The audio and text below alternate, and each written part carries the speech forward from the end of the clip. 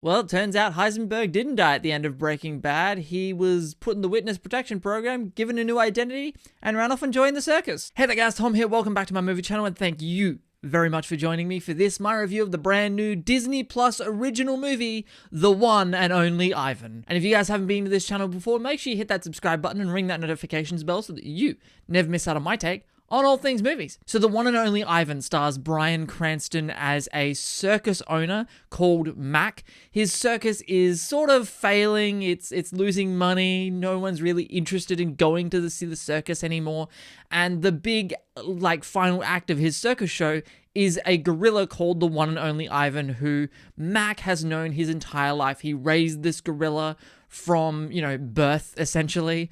And we get to, follow Mac and Ivan on their adventure of doing this circus show.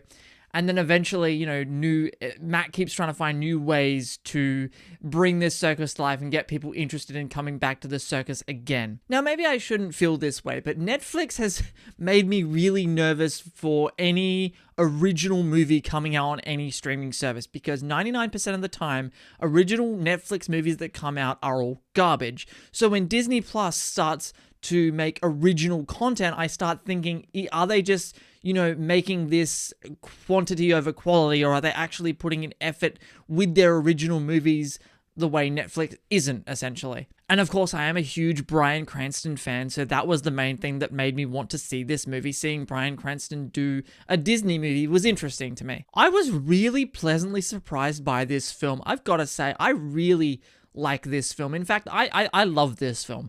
I think this movie was fantastic from start to finish. I don't really have a bad word to say about the movie. That's not to say that I think the movie is like one of the most perfect movies ever made.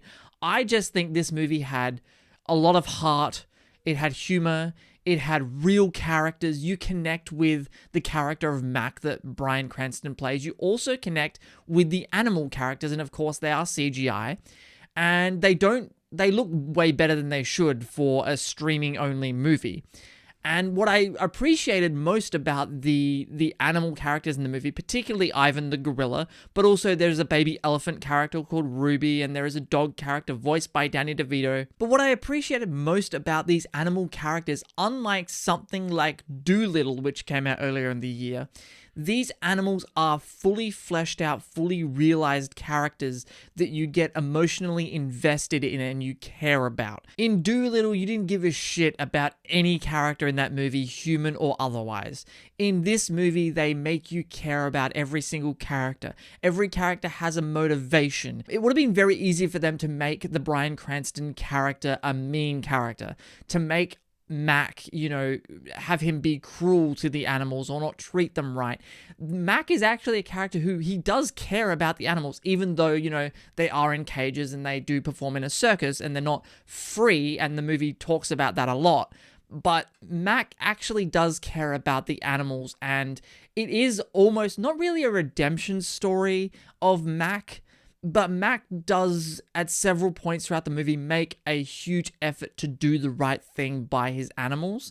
And you see him, yes, he gets frustrated with them at certain points when they don't do what they're supposed to do in the circus, but he also does care about the animals. And I think that was a really smart move on the part of writing this story. And of course, it is very, very loosely based on true events. I don't know much about the true events, but I think, for a storyteller to tell this story in this way and not take the cheap, lazy way out of saying, well, I have to make the audience care about the animals, so we're going to make Mac a dick. Because I guess you could look at it like Mac is the villain of the movie, but he really isn't. He is a sympathetic character. You do understand his point of view and his motivations, and that's what carries this movie, is you understand all these characters' motivations, you understand what they want, what they need, how they're feeling throughout the film, and I think that's one of the things, it is the main thing that holds this movie together. This movie is very heartwarming, very charming, it's quite funny. This movie could have easily been a throwaway streaming service movie that no one really cares about or no one watches. I don't know how many people are interested in seeing this movie. I don't know how many people are going to go and watch this movie. I don't think Disney marketed this movie the way they probably should have, or as heavily as they should have, to be honest with you, because I haven't really seen many ads for this film online. But this is a film that I do highly recommend, because I do feel like you will have a good experience watching the film.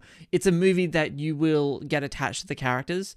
You will be, heartwarmed by this film. The animals, as I was saying, it's a bit like a Toy Story scenario where the animals all speak English to each other, but the human can't understand them.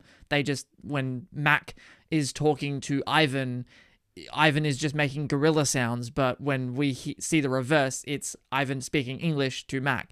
So they do really interesting things with this movie, and again, it is kind of a typical Disney family-friendly fare, but that's not to say that I don't think this movie isn't unique. I think this movie is unique, and I really hope that if Disney Plus keeps putting out original movies like this on their streaming service of this kind of quality or better, they are certainly doing things way better than Netflix does, because you have to me, it's all about quality over quantity.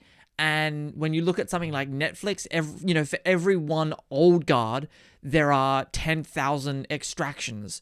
So I really like this direction that Disney Plus seems to have of, hey, yes, we're going to make movies that go directly on our streaming service, but we're going to make them good. I had a great time watching The One and Only Ivan. I'm going to go watch it again. I highly recommend you guys check it out. Please go and see it for yourself. Let me know in the comment section below what you thought of The One and Only Ivan on Disney Plus. Thank you very much for watching my review, guys. I hope you enjoyed it. If you did, hit that subscribe button, ring that notifications bell so you never miss out on my take on all things movies. Don't worry, my Harry Potter review series will be continuing.